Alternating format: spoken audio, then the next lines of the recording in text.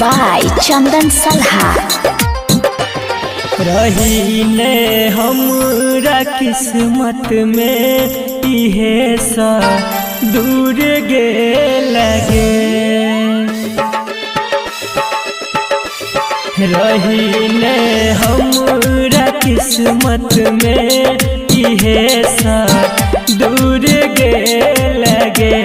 छियो नहीं दोस्त तोहर जान, छियो नहीं दोस्त तोहर जान, तू मजबूर भे लगे। रहीने हमरा किस्मत में इहे सा दूर गे लगे। रहीने हमरा किस्मत में इहे सा दूर गे लगे।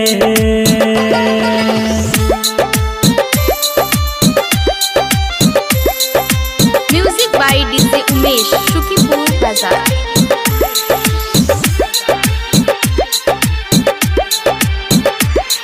मन छियो बात तोहर जान, रहल जे तो हमरा बिना गे। संग में हंसल बोलल सब यादे तो तोरा सब दिन गे। गलती ने हमर रब के छे, तू बेकसूर भे लगे। रहीने हमरा किस्मत में इहे सा दूर गे लगे।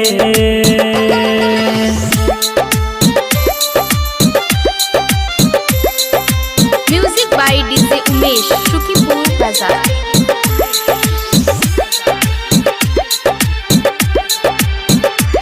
सजा दिल के कौन गलती के, भगवान संदीप विकेसी के। प्यार पे भरोसा अब नहीं रहल, दुनिया देखे हंसी के। कहे छो बबलू बन के पंछी, तू काता उड़ गे लगे। रहीने हमरा किस्मत में इहे सा दूर गे लगे। छियो नहीं दोस्त तोहर जान, छियो नहीं दोस्त तोहर जान, तू मजबूर भे लगे।